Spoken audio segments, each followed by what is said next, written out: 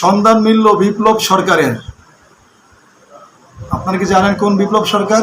Dhaka metropolitan পুলিশের যুগ্ম commissioner Biplab Kumar সরকার, যিনি একাধিকবার তার বক্তব্য রাজনৈতিক নেতাদের মতো, আওয়ামী লীগ শেখ হাসিনার মতো যিনি বক্তব্য দিয়েছেন, যিনি একাধিকবার বক্তব্য দিয়ে আলোচনায় এসেছেন, তার কর্মকাণ্ডের মাধ্যমে যিনি তৎকালীন বিরোধী দলীয় চিফ হুইপ জয়নাল আবেদিন ফারুককে থাপ্পড় মেরে দাঁত ফেলে দেওয়ার হুমকি দিয়েছিলেন এবং ডিবি হারুনের সাথে মিলে দুইজন মিলে তাকে মেরেছিল। আমরা জানি, সেই স্মৃতি আমাদের মনে আছে। এই বিপ্লব কুমার সরকার পতনের ঠিক 1 দিন আগেও তিনি অত্যন্ত জোরালো বক্তব্য রেখেছিলেন আওয়ামী লীগের কেন্দ্রীয় কমিটির বড় নেতাদের মতো। আমরা জানি সেগুলো। এখন এই সরকার, স্বৈরাচার সরকার 5ই আগস্ট পতনের পরে সবাই গা ঢাকা দিয়েছেন। আমরা জানতাম না বিপ্লব কুমার সরকার কোথায় আছে, ডিবি হারুন কোথায় আছে।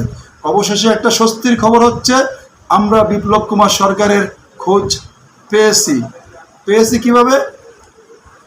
কালবেলা নিউজের মাধ্যমে আমরা খোঁজ পেয়েছি। আমরা কালবেলা থেকে পড়ে দেখি কি বলা হয়েছে খবরে। সন্ধান মিলল বিপ্লব সরকারের। দুঃখের খবর, পাচারকারীদের সহায়তায় অবৈধভাবে ভারতে পালিয়েছেন ঢাকা মেট্রোপলিটন পুলিশের যুগ্ম কমিশনার বিপ্লব কুমার সরকার।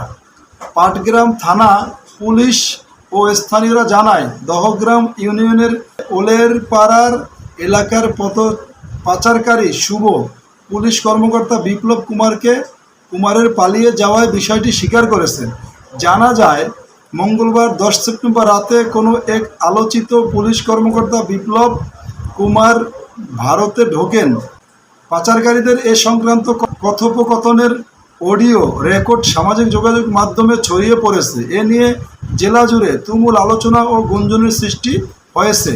এই ঘটনায় সন্দেহভাজন হিসেবে পাটগ্রাম ব্রাক ব্যাংকের পঙ্কজ কুমার মদন নামে এক ব্যক্তিকে মঙ্গলবার রাত 9টার দিকে স্থানীয়রা আটক করেন। পরে তাকে পাটগ্রাম থানা পুলিশের কাছে হস্তান্তর করা হয়।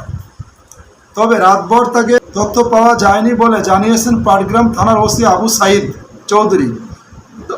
বিষয়টি স্পর্শকাতর হওয়ায় border guard Bangladesh BGB 51 Rangpur ব্যাটালিয়নের ঊর্ধ্বতন কর্মকর্তারা তা খতিয়ে দেখছেন বলে জানা গেছে। দর্শক, এই যে যারা এদের কাছ থেকে টাকা খেয়ে তাদেরকে বর্ডার পাস করতে, সীমান্ত পার করতে সহায়তা করতেছেন, আমরা দেশের 18 কোটি জনগণ দৃঢ়ভাবে বিশ্বাস করি এরা কখনো এই বাংলাদেশকে ধারণ করে না, বাংলাদেশের সার্বভৌমত্ব স্বীকার করে না। এদেরকে আইনের আওতায় এনে কঠিন থেকে কঠিনতর শাস্তি প্রদান করার দাবি জানাচ্ছি আমরা। কারণ এই বাংলাদেশকে যারা দুর্বৃত্তায়নের বাংলাদেশ, যে পুলিশ বাহিনী দলীয়করণের মাধ্যমে লক্ষ লক্ষ পুলিশকে বিপদগামী করেছেন, তাদের মধ্যে একজন হচ্ছে এই বিপ্লব কুমার সরকার। আর এর মতো ঘৃণিত অপরাধীকে যারা বর্ডার পার করতে সহায়তা করেছেন, তাদের শাস্তি দাবি করতেছি, অত্যন্ত কঠিনভাবে তাদের শাস্তি দাবি করতেছি।